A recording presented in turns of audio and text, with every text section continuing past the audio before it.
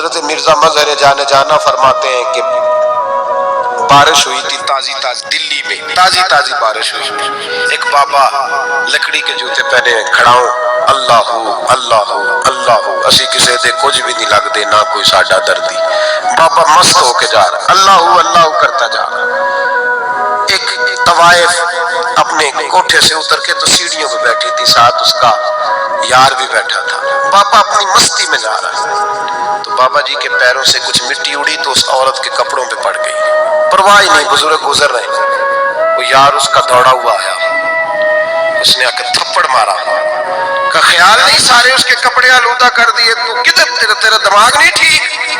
بابا نے نظر اٹھائی، کہا بیٹے میں نے دیکھا نہیں، چل اللہ تیرا بھلا کرے، تو نے بدلہ لے لیا۔ بابا جی چپ کر کے وَإِذَا خَاطَبَهُمُ الْجَاهِلُونَ قَالُوا السَّلَامَ، چپ کر کے گزر گئے۔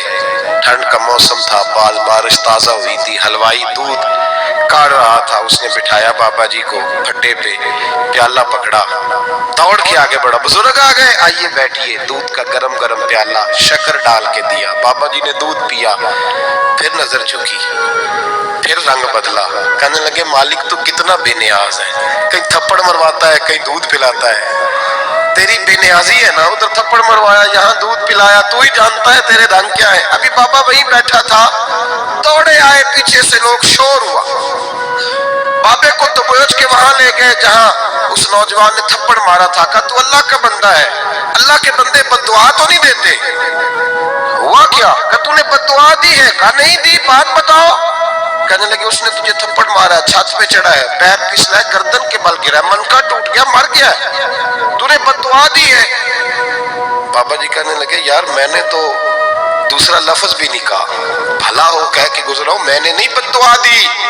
کہا تو نے دی ہے تبھی تو مر گیا، کہا نہیں دی۔ کہا بابا تو بزرگ آدمی ہے، سچ بول۔ تو بابا جی کہنے لگے سچ سنو، پھر میں آ رہا تھا، میرے پیروں سے مٹی اڑی، اس کے یار کے کپڑوں پہ پڑی، اسے برا لگا، اس نے مجھے مارا، جب اس نے مجھے مارا تو میں کوئی لاوارث تو نہیں تھا، جب اس نے مجھے مارا تو میں کوئی لاوارث تو نہیں تھا، مجھے دشمنوں نہ چھیڑو، میرا ہے کوئی جہاں میں ابھی پکار لوں گا، نہیں دور ہے مدینہ، اس نے مجھے مارا تو میں کوئی لاوارث تھا کہ میرا بدلہ کوئی نہ لیتا، اس نے مجھے مارا ہے تو میرے یار کو برا لگا ہے تو اس نے اسے مار دیا ہے، میری تو غلطی کوئی نہیں، یاروں یاروں کا جھگڑا ہے، یہ تو دوستوں کا جھگڑا ہے، یہ تو یاروں کا جھگڑا ہے، کوئی غلطی نہیں میری، کوئی غلطی نہیں، خش خش جنہ قدر نہیں میرا، اے میرے صاحب نو وڈیائیاں، میں تے گلیاں دا روڑا کوڑا، میں گلیاں دا روڑا کوڑا، میں نو محل چڑھایا ہے سائیاں، میں نو محل چڑھایا ہے سائیاں۔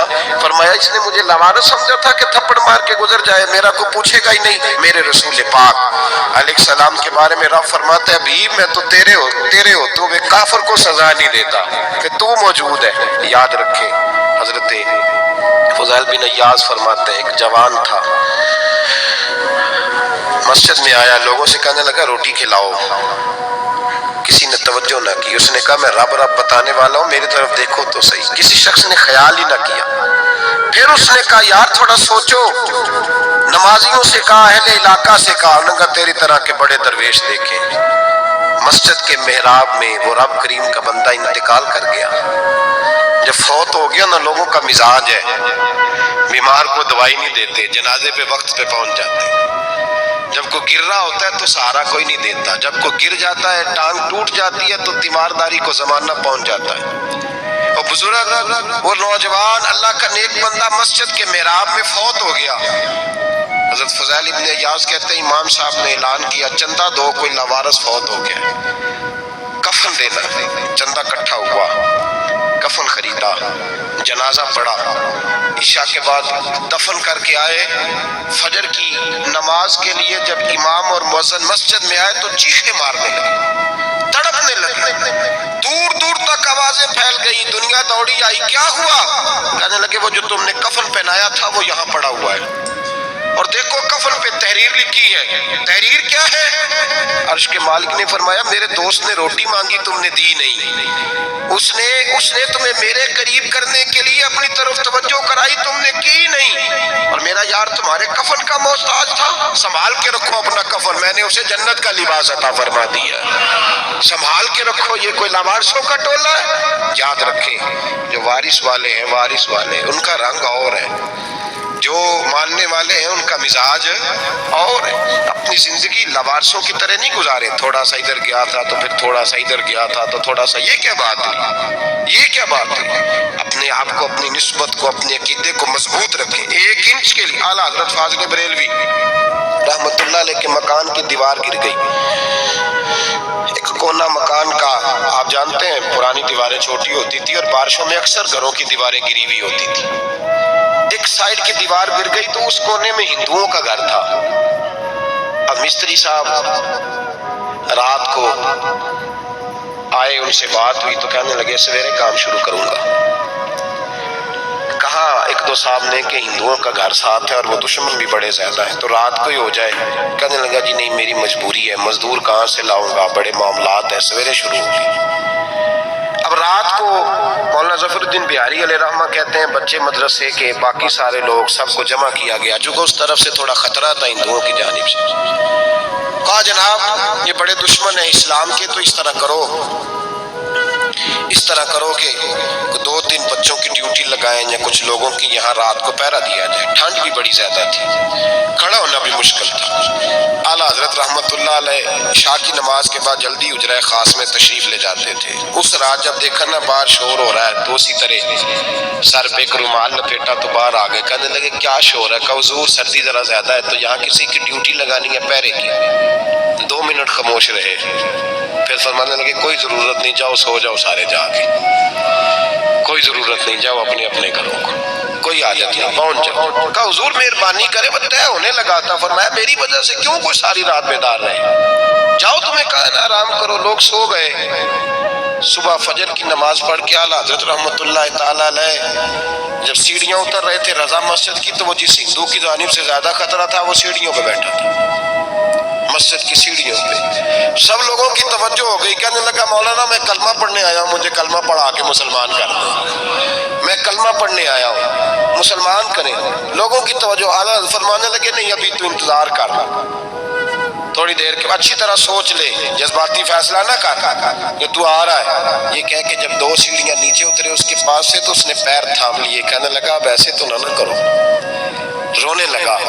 اعلیٰ حضرت رحمت اللہ نے کلمہ پڑھایا، کچھ باتوں کی نصیحت فرمائی، تشریف لے گئے. گھیرنے والے گھیر کے بیٹھ گئے. کہنے لگے ہمیں بھی بتا بدلہ کیسے ہے؟ کہنے لگا دیوار گر گئی، آدھی رات کے وقت آدھی رات تک انتظار کرتا رہا، پہرے دار کوئی نہیں، تو 2 تلواریں لے کر جب میں ان کے مکان کی جانب بڑھا، میں نے کہا آج گردن کاٹوں گا اور کاٹ کر کے نکلوں گا. کہتا ہے جب میں قریب آیا تو 2 شیر کھڑے تھے، اوپر سے پلٹ کے آیا تو پھر کھڑے تھے، ادھر سے پلٹ کے آیا تو پھر کھڑے تھے. فرماتے ہیں میں 2 گھنٹے کے بعد آیا تو پھر پلٹ کے کھڑے تھے. میں پھر 1 گھنٹے کے بعد آیا، سحری کا وقت ہو گیا تو پھر پلٹ کے کھڑے تھے. اب میں ڈر کے بھاگا.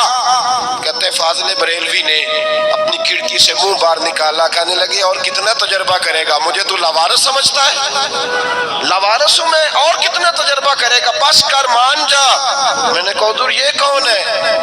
مجھے بتائیے تو صحیح یہ کون ہے؟ تو کہنے لگے میں نے ساری زندگی رسول اللہ کی عظمت کا دفاع کیا ہے، ساری زندگی غوث اعظم کے نعرے لگائے ہیں. ابھی تو یہ مدد صرف غوث پاک جیلانی کی بھیجی ہوئی ہے، ابھی تو غوث اعظم کی بھیجی ہوئی مدد ہے. مولا علی ابھی پیچھے ہیں، 2 جہاں کے محبوب ابھی اس سے پیچھے ہیں، وہ تو ابھی پیچھے ہیں، پیچھے کھڑے ہیں کہ ضرورت پڑی تو ہم بھی تیار بیٹھے ہیں. او بھائی آج رواج ہو گیا ہے، رواج. میں نے 2-4 دن پہلے بھی کہا تھا، لوگ کہتے ہیں نہیں کوئی نہیں ضرورت، سامنے سارا کچھ نظر آ رہا ہے. او خدا کے بندو یاد رکھو نسبت ہے بڑی چیز، جہانے تو دو میں اگر کسی کو نسبت میسر آ گئی نا، نسبت خالی دامن ہی مل گیا، تیرے ہاتھ میں کچھ ہے تو ہونی چاہیے نا. خالی دامن ہی تجھے کسی کا میسر آ گیا تو بچ گیا. اپنی نسبتوں کی حفاظت کریں، ان کو مضبوط کریں. ان پر محنت کریں، ان پر توجہ رکھیں۔ یہ نسبت جو ہوتی ہے نا، نسبت، یہ دیکھیں نا، ایک گتا ہے عام کتاب کو لگا ہوا ہے تو جہاں مرضی رکھ دو، اس کی کوئی قدر نہیں، لیکن جو گتا قرآن مجید کو لگ گیا ہے اس کو بغیر وضو چھونا جائز ہے۔ ایک پٹھے پہ اینٹ بنی ہے جو باتھ روم میں لگ گئی، وہاں بغیر جوتے کے جایا نہیں جا سکتا، اور جو مسجد میں لگ گئی وہاں جوتے پہن کے جایا نہیں جا سکتا۔ یہ نسبت ہے بڑی چیز، اگر میسر آئے نصیب ہو اپنی نسبت کو مضبوط کر کے رکھا کریں، اس کی جولانی کا مظاہرہ کیا کریں، اس نسبت میں روز توانائی آنی چاہیے۔